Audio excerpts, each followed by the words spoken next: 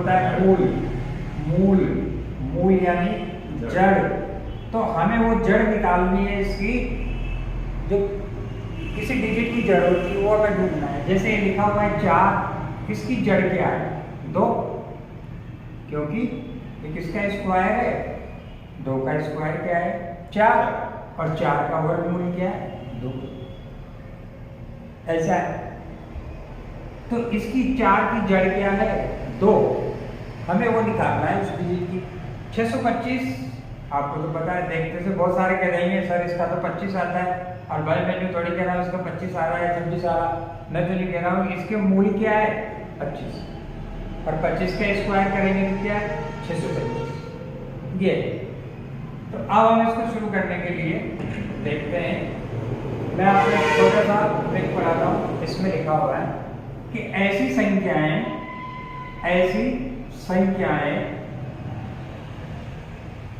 जिनके अंत में 1, 4 और फिर 9,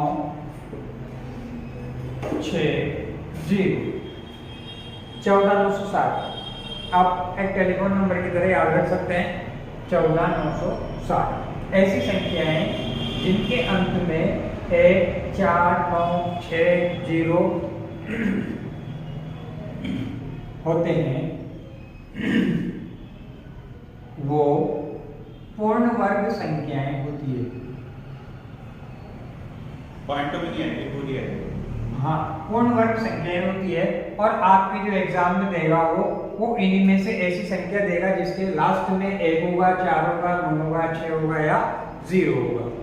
जैसे मैं आपको एग्जांपल देता हूँ, जैसे मैं एग्जामिनर हूँ और आपको एक क्वेश्चन, अगर मैं एग्जामिनर हूँ, अगर मैं पेपर बना रहा हूँ आपका रेलवे का, तो एक डेफिनेट ऐसा क्वेश्चन जरूर दूंगा मैं। क्वेश्चन है, निम्न में से कौन सी पूर्ण वर्ग संख्या है?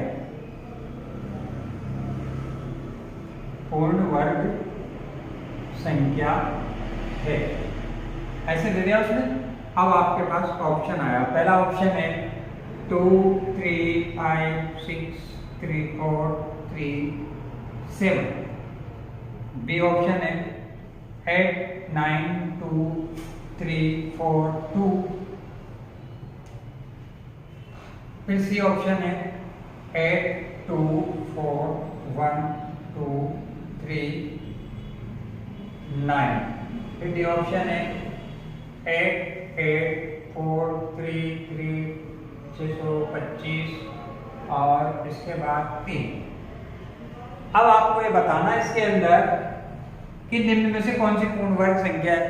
अब पूर्ण वर्ग संख्या ज्ञात करने के लिए भैया आपको क्या करना पड़ेगा? इन सभी को ऐसे बनाना पड़ेगा। ये 6, 4, 3, 7 ऐसे करेंगे आप। इसका पहले वर्गमूल निकालेंगे कि है नहीं है, फिर इसका निकालेंगे, फिर इसका निकालेंगे, इसका निकालेंगे।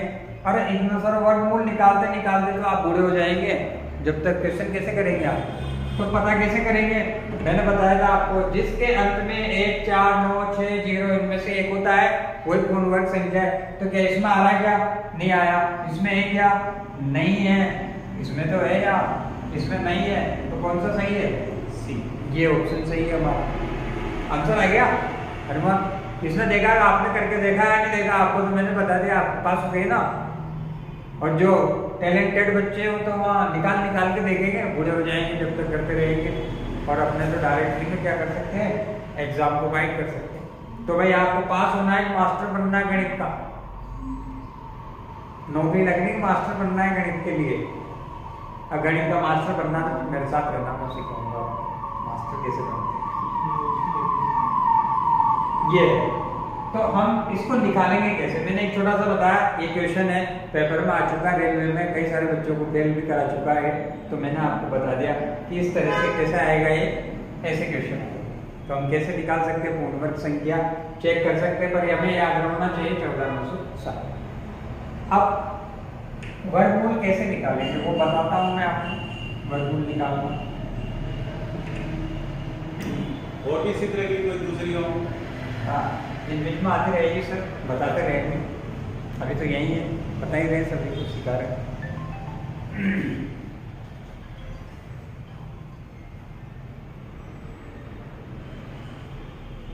अब यहाँ पे हमारे पास कोई संख्या दी हुई है, जैसे ये संख्या है, यहाँ पे ये लिख रखा मैंने संख्या है और ये इसके अंतिम अंक है।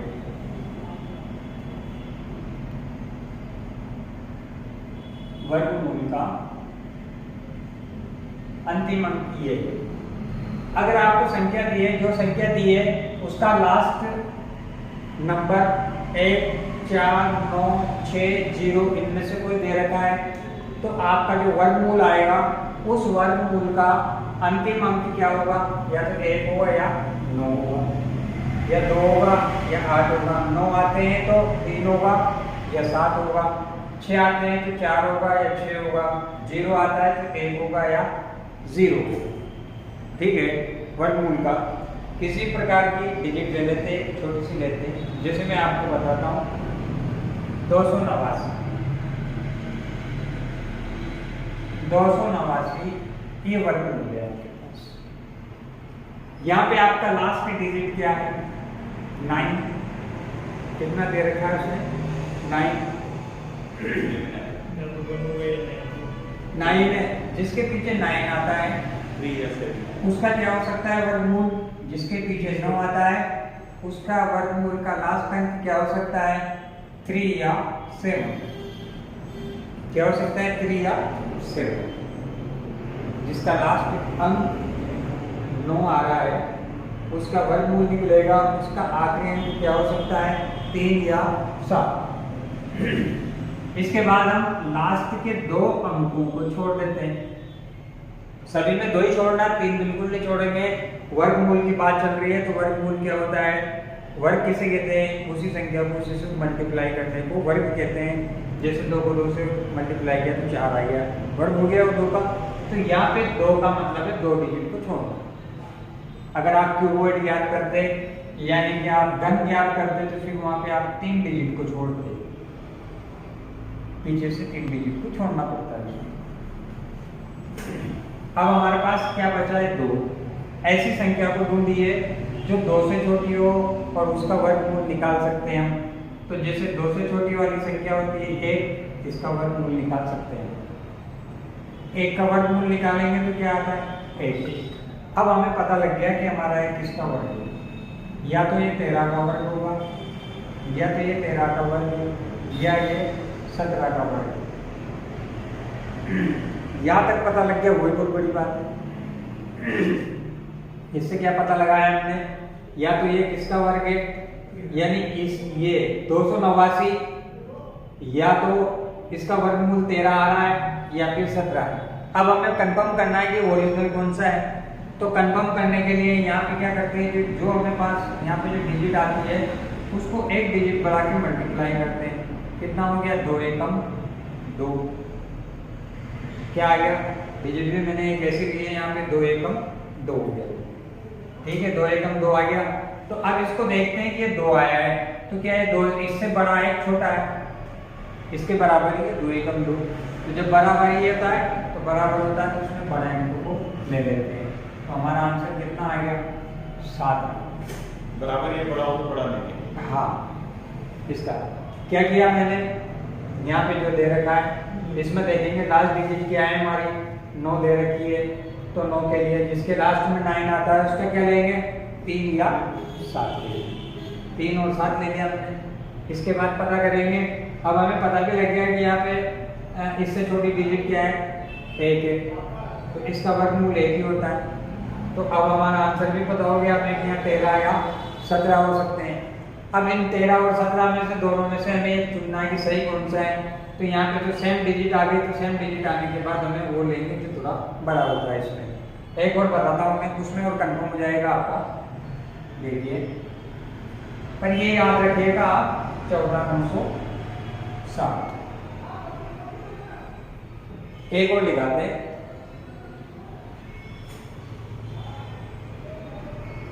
जैसे एक आसान है 625, आप सभी जानते हैं इसको। 625 का तो ऐसे डायरेक्ट 25 होता है, बट इस ट्रिक से कैसे यूज करेंगे? इसमें एक और ऐड कर लेते हैं हम, जिसके पीछे लास्ट में जिसके पीछे 5 आता है उसका वर्गमूल वाला अंक भी 5 ही होता है। जिसके पीछे 5 आता है उसका 5 ही होता है। तो ये तो और भी आसान है, कैसे करेंगे? ये जो लिखा हुआ है 5 का वर्गमूल कितना हो गया? 5 हो गया। इसके बाद पीछे से 2 डिजिट को छोड़ा हमने, बचा कितना? 6। 6 से छोटी ऐसी संख्या को ढूंढना है जिसका वर्गमूल निकाल सकते हैं, जैसे 4। 6 से छोटा यानी इससे जस्ट छोटी वाली, जस्ट छोटी। इसका 4 का क्या हो गया? 2। तो आंसर आ गया 25। बहुत आसान है। और देखते हैं 925 हो तो 925 हो तो भी कर सकते हैं। 925 थोड़ी बड़ी डिजिट आ गई। नेक्स्ट क्वेश्चन है 20-25। 20-25 का वर्गमूल निकालना है। संख्या आ गई 20-25। 5 का लेंगे, 5 का कितना होता है? 5 ही होता है। 2 संख्याओं को छोड़ेंगे, 2 संख्याओं को छोड़ने के बाद हमारे पास क्या बच गया? 20। 20 से छोटी कौन सी संख्या होती है? 16। 16 का वर्गमूल कितना होता है? 4। अब आप देख लीजिए, आपका 20-25 का वर्गमूल 45 आ गया। 45 को मल्टीप्लाई करेंगे तो बिल्कुल आपका हो आएगा। तो कितना टाइम बच गया? किसी आपको दिमाग यूज करने की जरूरत नहीं है, पहाड़े बोलने की जरूरत नहीं है, छोटा करने की जरूरत नहीं, ऐसे डायरेक्टली। एक क्वेश्चन और आता है जैसे 30-25। 30-25 का निकालेंगे, वापस वही बात है, 5 का 5 हो गया। 2 डिजिट को छोड़ेंगे, 25 से छोटी 5। इससे छोटा कौन सा होता है? 25। 25 का अगर 5 और 25 का क्या होता है? 5 5।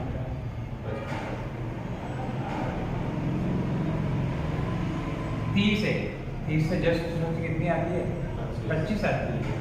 25 का कितना हो गया? 5। फिर मिस्टेक कर रहे हैं क्या?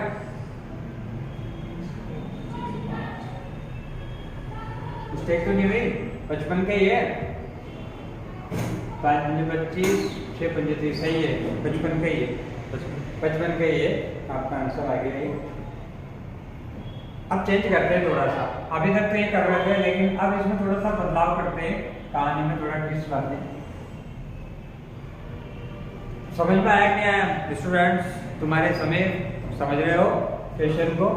तो मैं आपको बताना चाहूँगा इसमें वो थोड़ा सा नया, वो ये 84-64। एक डिजिट लिखी हुई है 84-64। आप इसका वर्गमूल निकालो। कौन निकालेगा? अभी यार मैंने बताया था इसका, जिसके लास्ट में क्या लिखा हुआ है? 4 आ रहा है। 4 आ रहा है, इसका मतलब है ये पूर्ण वर्ग संख्या है। कौन सी संख्या है? पूर्ण वर्ग संख्या। तो जिसके पीछे 4 आता है, ये देखिए आप, इसके लास्ट में 4 आ रहा है, उसका वर्गमूल क्या हो सकता है?